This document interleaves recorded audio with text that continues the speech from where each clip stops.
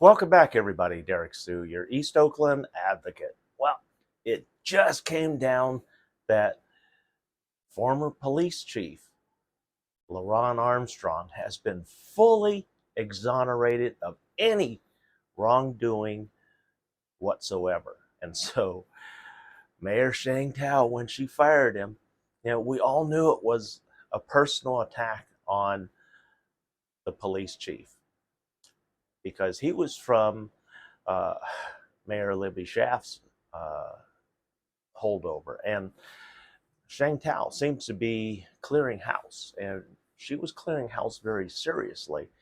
And she went against the community, and it was pretty much proven that the federal oversight person, um, he was he's not been straight about anything or much.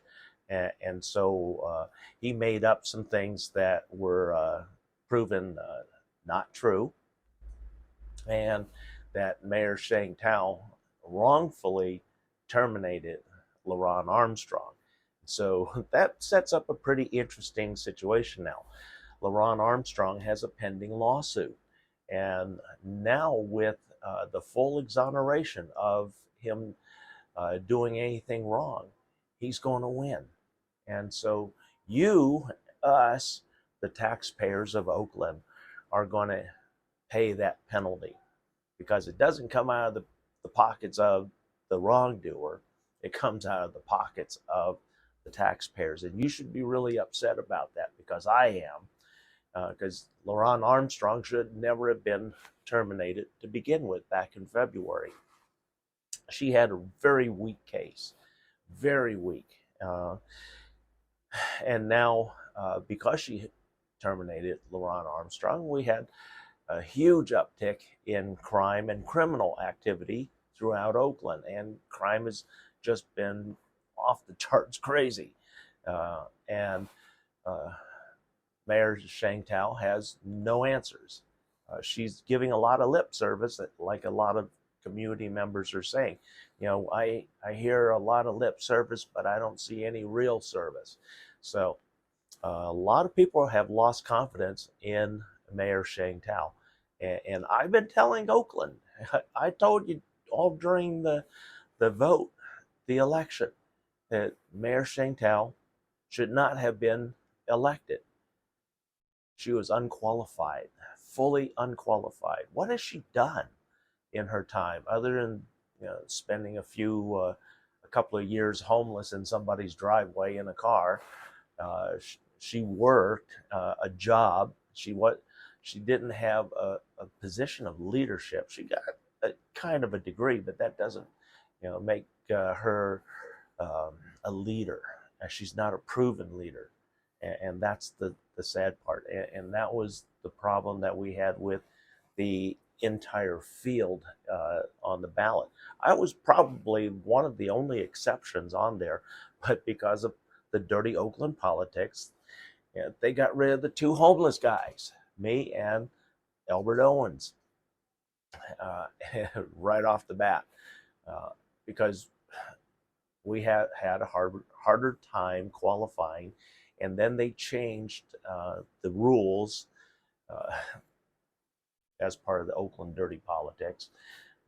And there's also a lawsuit, I believe, in place by Marlene Sachs, an Oakland resident and also an attorney, for that, and to disqualify Mayor Sheng Thao. But I doubt that's going to go anywhere, because it's been about a year, and it'd be kind of silly to do that. And then a recall effort could be launched right now, because there's currently a recall effort on Pamela Price, who's done some pretty ugly things here in Oakland. And I was in full support of Pam Price. I even voted for her, but she has let me down, and let me down in a big way. And that's the sad part. We don't have good leaders running for any office. We had Sheng Thao, so we see the garbage and the poor decisions that she makes, and she's constantly making bad decisions. I'm not saying Lauren Taylor would be much better, but at least he has some management background in his portfolio. Then we had a retread from the old days, in the days of the police department issues. So nobody wanted those back. That's why nobody voted for Ignacio de la Fuente. I wouldn't want him. He was one of the candidates that were part of the problem of Oakland in the 90s going into the early 2000s, the Oakland Riders, which put a federal oversight person over Oakland. And Ignacio de la Fuente was the city council president at the time, who had some power over that, and also signed the paperwork saying, yeah, that we are going to have federal oversight. So nothing's changed. And that old retread politician should just stay out of politics, because his views and opinions on homeless, what was happening in Oakland, is so outdated and so far off base that it's not even funny. He's just out of touch. He's one of those out of touch politicians. So we have nothing but bad decisions being made throughout Oakland. Sheng Thao in the in consolidating and trying to cut budgets and consolidating departments. She made a horrible decision right here, and she has to cut $400 million from the city budget for the next 2 years. That's present and next year. So that's a lot of cutting to do. And so what her bright idea was, because she has no ideas whatsoever, was to start consolidating departments. And one of the biggest mistakes that she made was, at the opening here, you saw those two pictures that I have of the Oakland Community Housing Assistance Department. And that used to be the place where you went to when Oakland had Oakland Housing Authority. And that's who got you into housing. But when Jerry Brown cut that and defunded them, and that just made it a community housing referral center. It wasn't assisting anybody into housing. How do I know? Because I went there. They wasted nearly half an hour of my time and then pointed me to all the different cards and papers on the wall next to the greeter. And I showed you, and you see that in that picture. I wasted nearly half an hour filling out all that stupid paperwork. And I said, well, what did I just fill out if you're not going to help me find housing? And she said, well, that goes into our official files so that we know who's coming in looking for housing. What? If I didn't want you to have that. And so anyway, there was nothing I could do at that time. And the department is a waste. And then you see all the other windows that were there when it was the Housing Authority, Oakland Housing Authority. And they got you into housing, public housing. And that's what we need to restore, bring back. And that's what helps people who are struggling with the cost of housing. And the public housing is not the best, but it's not the worst.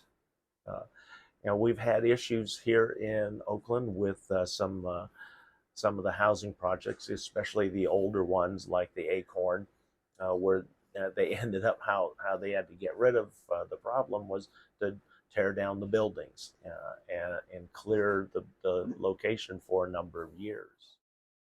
And then after everything was cleared, then the new housing projects started coming in, and same thing with several other locations throughout Oakland in order to take care of some of the criminal activity rather than having proper security throughout the whole time. They didn't do that. They said, well, that's that's the poor.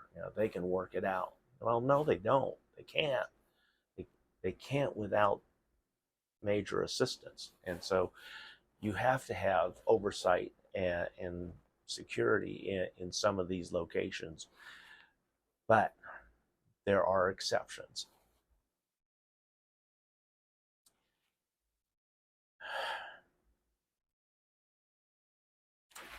When Sheng Thao joined the homeless services with the housing services of Oakland, that was one of the dumbest decisions that was ever made, because the two have nothing in common other than uh, one refers people to housing, and then the other, are people being affected by the cost of housing and the lack of housing, and there's no intersection and uh, no similarities between the two departments that she just joined, and cut the budget of the homeless services.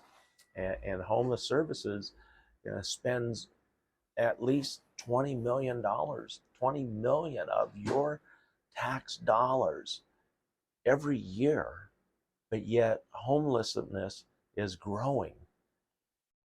In one of the last meetings that we had an Alameda County official say that Oakland homelessness has grown from 147 known encampments to just short of 800 in 2 years.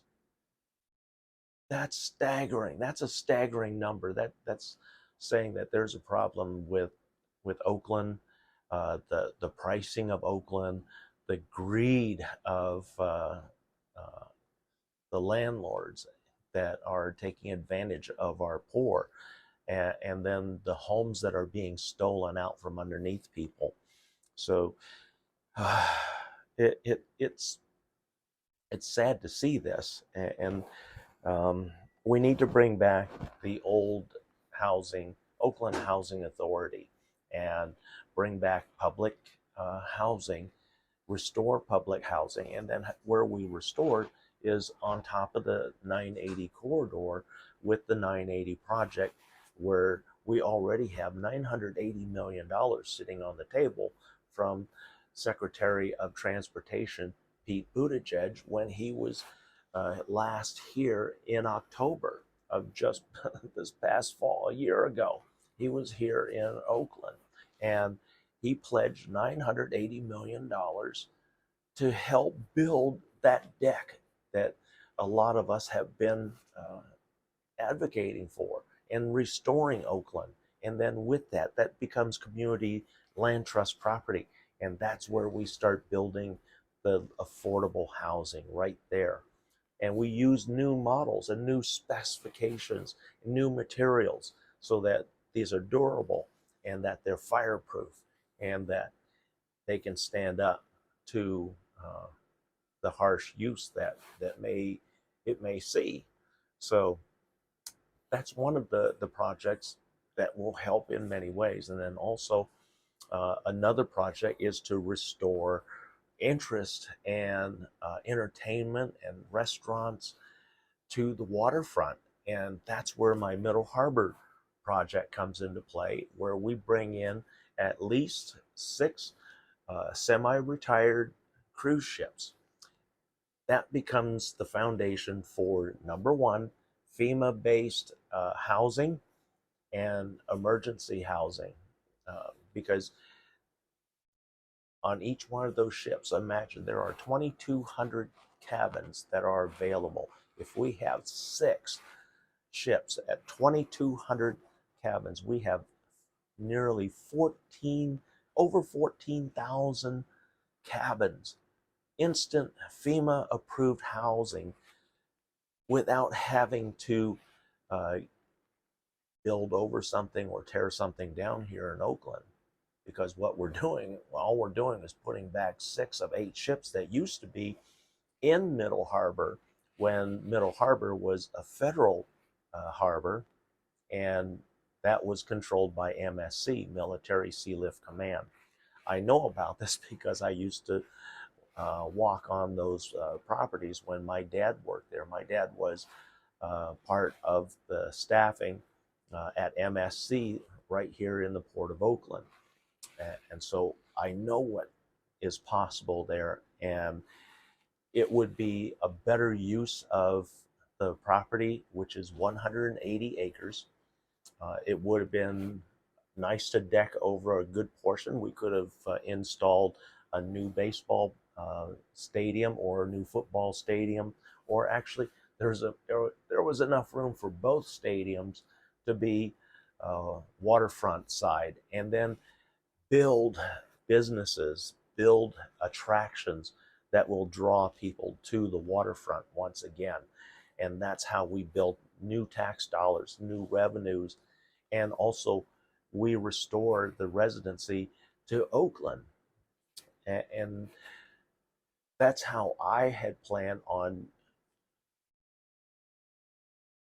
restoring Oakland to the prominence that it once had. I had, and I still have, an incredible vision for Oakland, which brings lots of living wage positions, jobs, and employment throughout Oakland. This restores a lot of the needs of the schools, and the teachers will get more of a living wage than what they have right now, and they won't have to take money out of their pockets to help support our kids in class. And right now we have the stupid leading us, and the stupid will take the easy route. The easy route, well, we have to cut back, we have to cut back. No, that's what the stupid do, and the uneducated, that's what they do.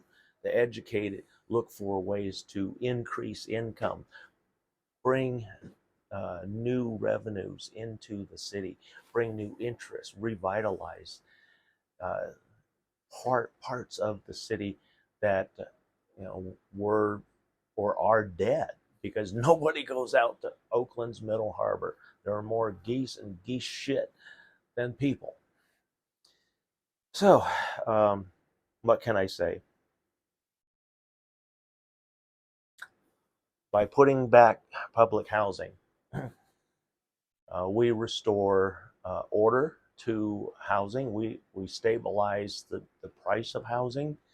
We no longer will have the issue of homelessness like we're experiencing right now, because people are housed.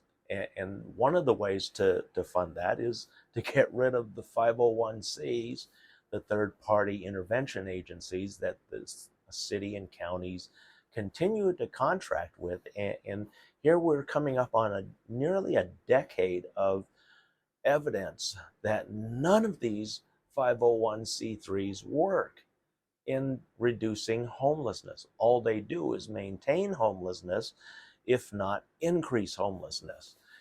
So there's a problem there. They're not, and there's a lot of different things that I've seen as the reason why program after program after program fail, and then again fail.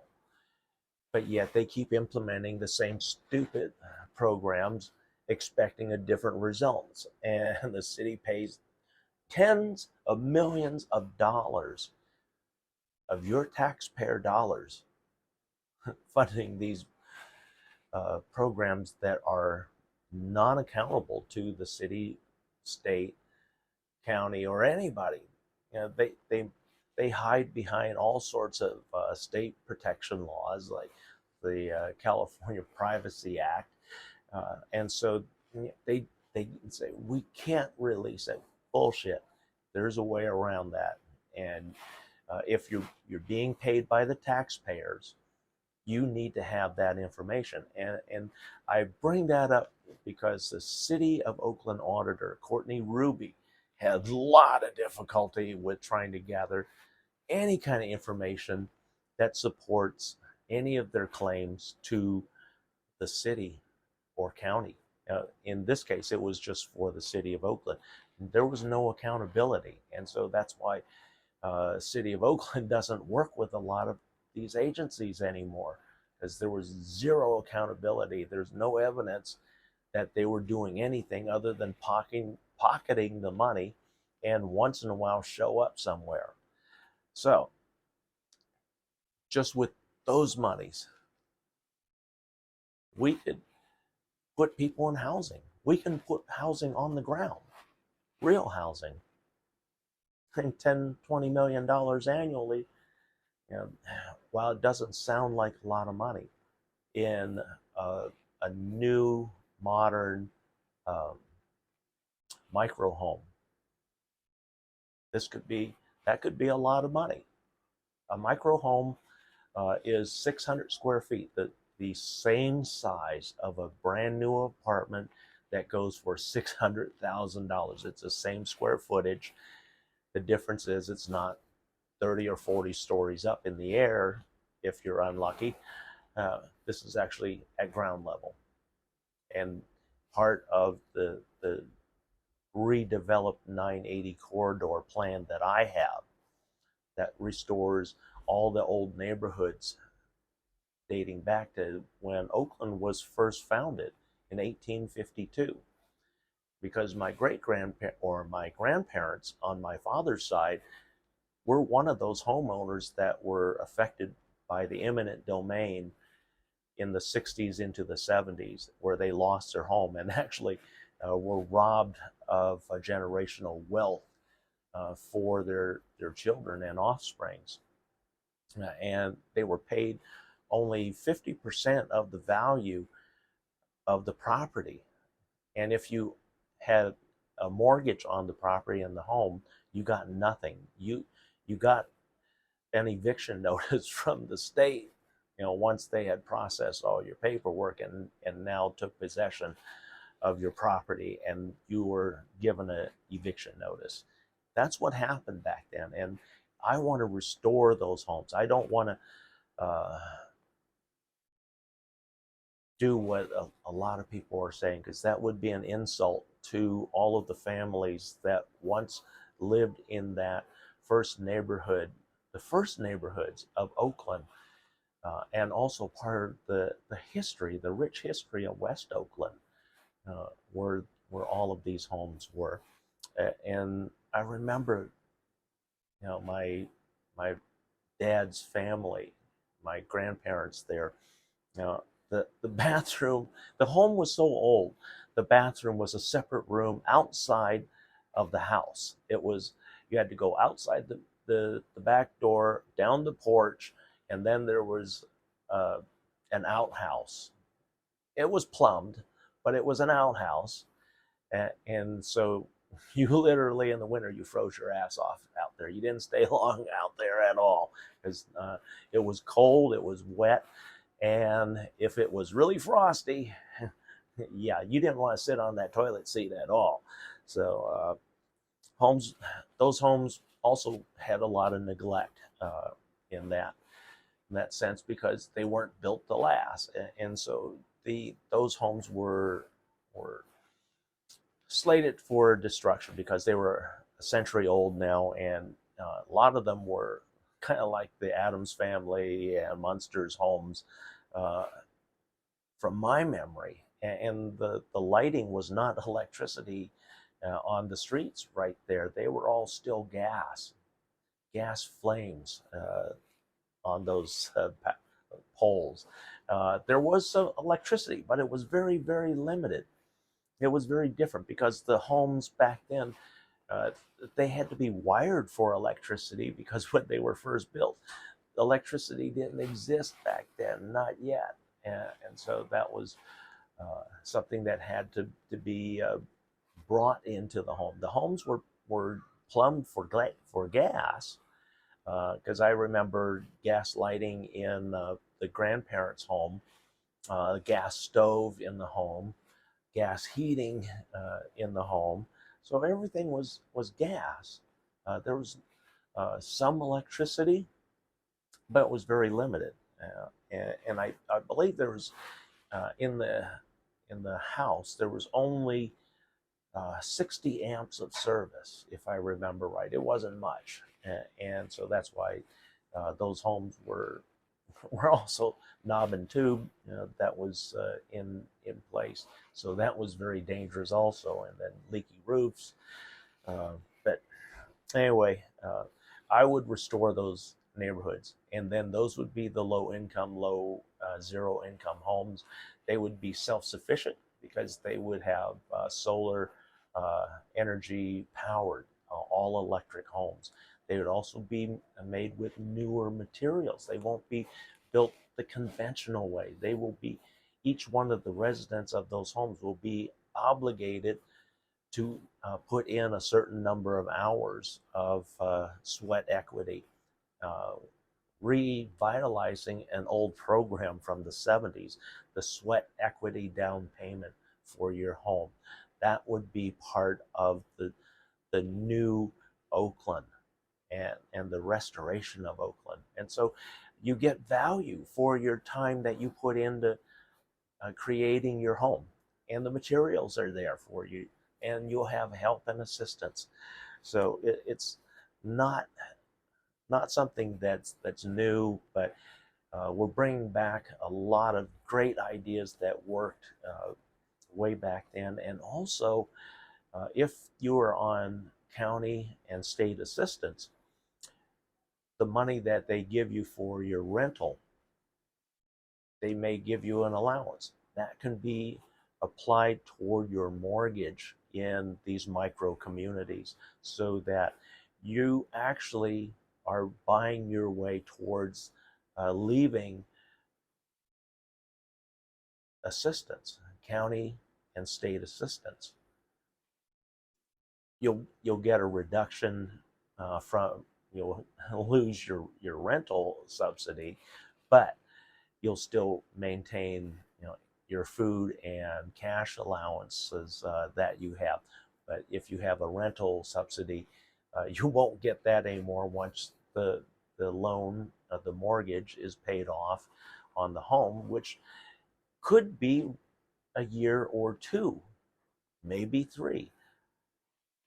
That's how affordable that it would be. And that program existed in the 60s. How do I know? Because my next door neighbors, they were the constant uh, gnawing at everybody's wallet, because they were on county assistance, and they had a subsidy for housing because they had children. They had 3 children, and the father, he was a worker, at the Port of Oakland, and then he got severely injured and couldn't work anymore, so he had to go on county assistance. And so they were allowed to continue. They got their subsidy, their housing subsidy, because they had children, and it was put towards the payment, their monthly payment on their home, and that was allowable back then. And that's something that needs to be restored, so that you can actually work your way. You know when you're going to get out of off the welfare rolls, off the county dole, and actually become, and at the same time you're a homeowner. So it's a win-win for everybody. It's a win for the county administration. It's a win for the taxpayers. It's a win for the family that is involved, So there are no downsides to this, and people are actually working towards an end, uh, and that's something that we don't have in our system currently, and that we need to restore. Thanks for joining me today. Just something to think about. We'll be right back.